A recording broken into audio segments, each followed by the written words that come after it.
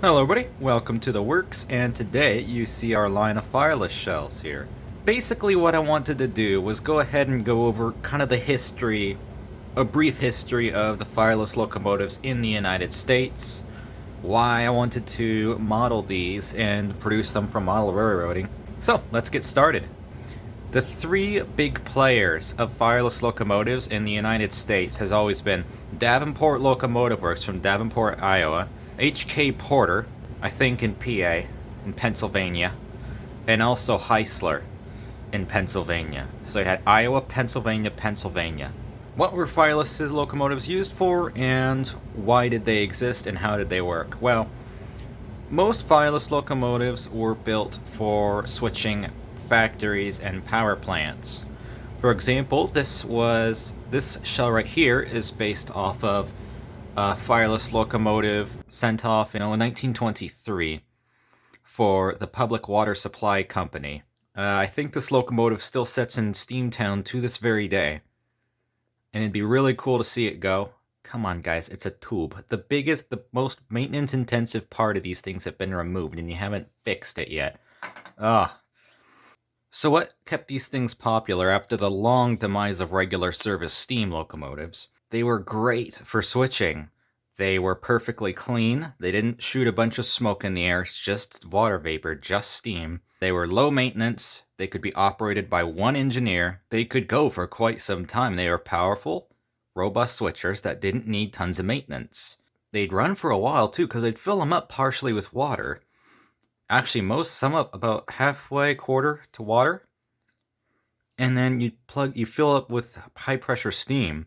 And as you kept going, the steam would boil back some of the water into steam. So these things could go from not just like 5 hours of switching, but up to 8 hours of switching on a single charge.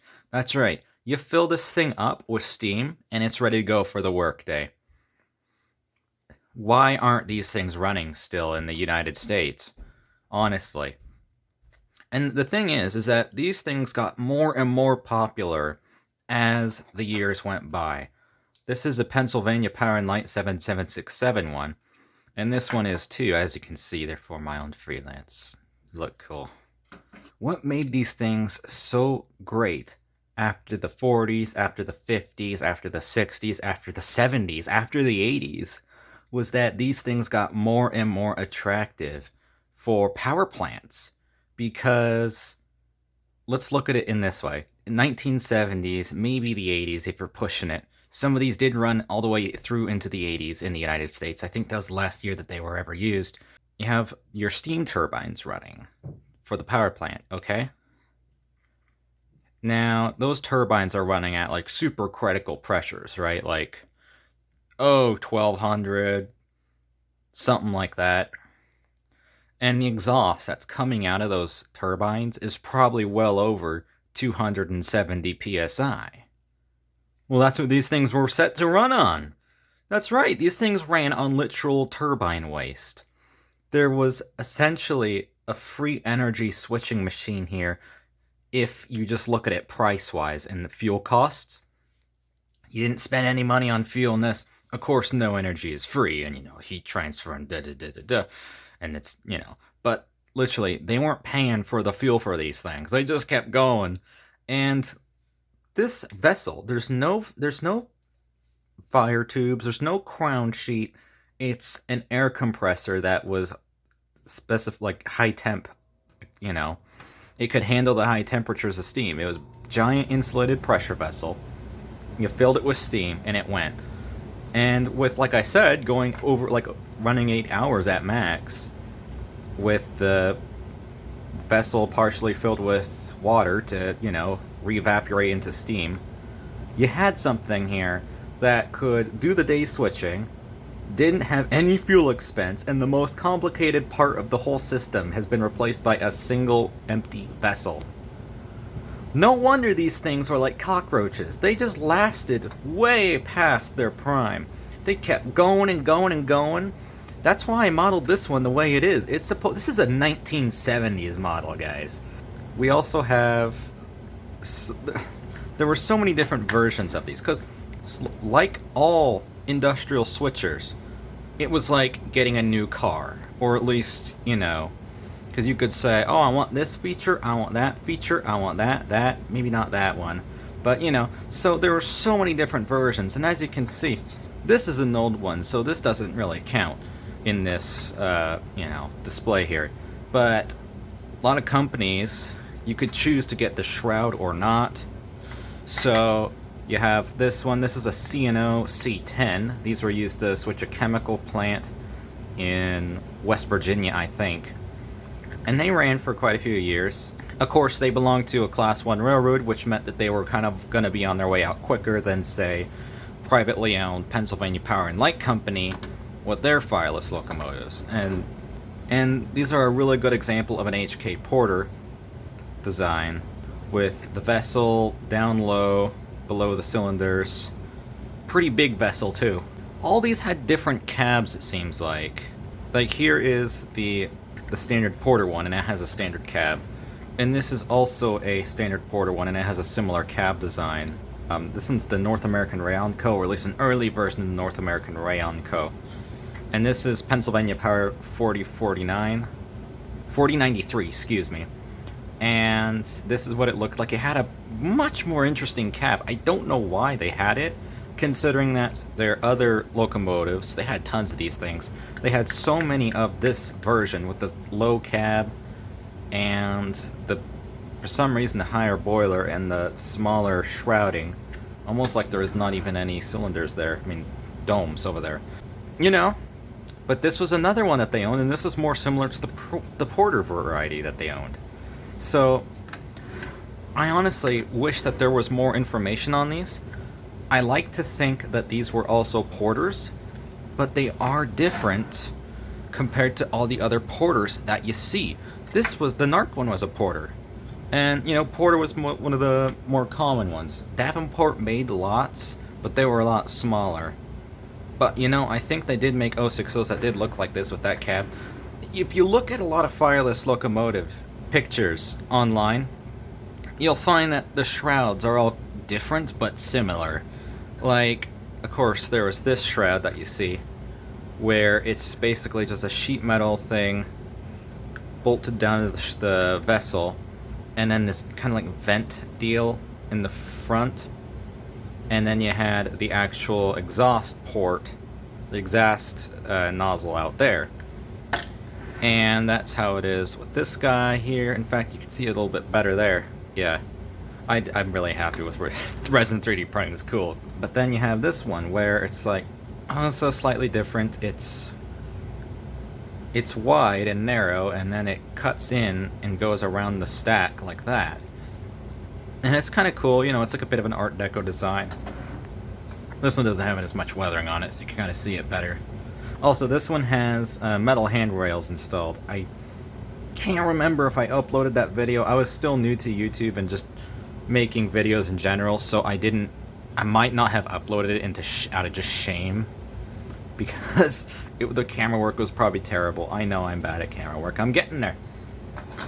And then, of course, this is a really early HK Porter, 1923, so it doesn't really matter in this discussion, but it is such a clean model. I'm really happy. Because I took the bell and the safety valve off of the original Porter shell, and I just popped them in there. I have 2 holes there, and that's what those can do. Those are really cool. Just drill them out slightly and compress those in there. But anyway, you look at different shrouds, and you can see they're all different ever so slightly. Not all of them, like an HK Porter is probably going to be identical to an HK Porter, but dare I say, there were companies like Porter and Heisler that were like bootlegging other shroud designs ever so slightly. In fact, Heisler, they made the 080, at least that's what it's documented as, that Heisler made the 080 version that the Pennsylvania Power and Light had, the Class D, that you see at the Railroad Museum. Can't remember what the Railroad Museum it was. But you can see that the shroud looks like the Porter one, but it's just a bit more tinny, dare I say. Like, this is covered, and it's not as smooth, I guess. I don't know how to describe it. But then, of course, there's other ones where it's like, I don't need no shroud. We're just moving grain, guys. Come on. A lot of companies would just have this, and it looks like a standard steam locomotive. And these are really common. You just have the domes exposed there, and whatnot. So these are all based on prototypes. Like I said, this is Public Water Supply Company, Pennsylvania 7767, Power and Light Company, Pennsylvania Power and Light Company. This is also a Power and Light Company. Chesapeake and Ohio C8. And 4093, also a Pennsylvania Power and Light prototype. North American Rayon Company. Also, this is the early one. I don't have one that's painted of the new one. But here's something I did want to address, okay? So these are all based on prototypes. But I keep saying, and I keep telling that Apogee Locomotive Works, our goal is to promote freelance model railroading.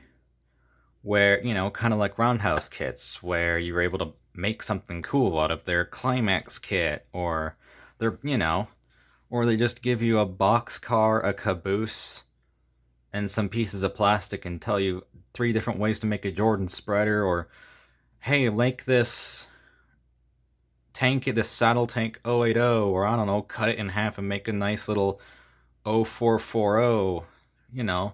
That's fun. That's fun, dang it. So, put these prototypes aside. I'm still producing these. Don't worry, these are cool.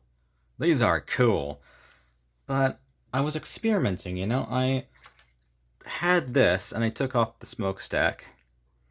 And I was looking at this, and I started thinking, well, why don't I just print Pennsylvania shroud that looks similar to Porter ones, but make it just a little bit taller so it fits over the, you know, the stacks. Not taller, I mean, it's a 7767 shroud that is tall, like the Porter ones, so it'll fit over the domes. And, well, let's just say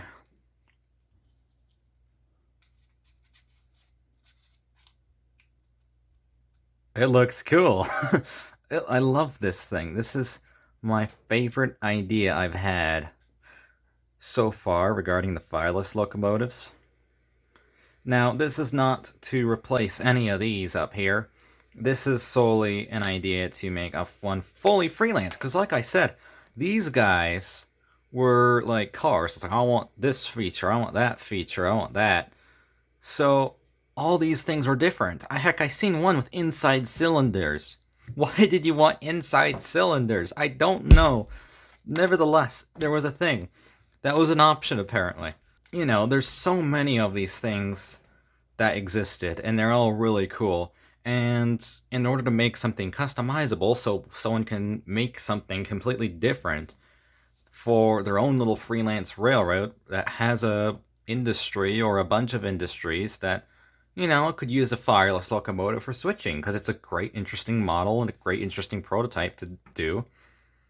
You know, but I don't want to copy one of those because it's doing full freelance. Well, or maybe you're planning on just repainting one of these, and I have seen these painted and they look fantastic, and that's, of course, one of the things I really like about Apogee Locomotive Works and just kit bashing and freelance railroading in general is that I make these, and I try to make a good example of what you can do with these, but I'm not the greatest. I'm not. I'm certainly not the greatest at painting, and I saw one of these made by a modeler and it was amazing. It was the U.S. Leather Company. He put an actual interior detail in there. He did all this work to it to make it look really good, and I was blown away. And that's one of the things that's just so cool about this whole freelance model railroading in general, is that someone can take something like this, and, you know, mine is average, and he just made it look amazing. So I'm really excited to see what happens when I get this thing finally finished. This is going to be a standard vessel, right, with no cab, and this is the early prototype, so that needs to be deeper to accept an actual cab and a bunch of other stuff here. But notice, there's no actual stack there. there's going to be stacks that you can put in, but this is it. This is a pressure vessel. This is the MK10. This was the MK9. MK8 was a casting version of it with no roof, and the resin casting's not as good as you'd think it would be. But I am planning on trying to do this with die cast and zinc, because zinc is cool. Zinc works. Resin doesn't for me. But anywho, these will be completely customizable. So you'd get different cabs, and yes, this one has a bit of a failure because it was a test cab. But you're going to get a bunch of different cab options. You're going to be able to select what cab you want, what exhaust you want, or if you want a shroud. And you're going to be able to click them all together. And of course, this isn't fitting right because this is the prototype. Early prototype. But I think I can get it to work for the video until I get the actual one. But, you know, you put together what parts you want, and you can get a nice, decent little custom Fireless. So yeah, I'm gonna keep working on this. I have so many prototypes, and I can't wait to have time to finish them all, which I will have. Like, here's a charging port for one. So yeah, there's lots of stuff. There's lots of stuff to be doing here, and I'm really looking forward to addressing this whole prototype because there's so many different things that can be done with it, operation-wise, modeling-wise, and it's just such a broad era that you can receive. 1929 right here, and these suckers lasted into the Conrail era. So, and there's photos of the North American Rail Company in the 80s. So, there's so much to do here, and I can't wait to really get into it because Fireless locomotives are cool. So, yeah, thanks for watching, and take care. Thanks for watching this video. Leave a like and subscribe for more content, and visit apogeelocoworks.com for our shell kits, detail parts, and everything else you need for freelance model railroading. Follow us on Facebook, Instagram, and Twitter as well for more updates on ALW. Thanks again, and I'll see you next time. Take care.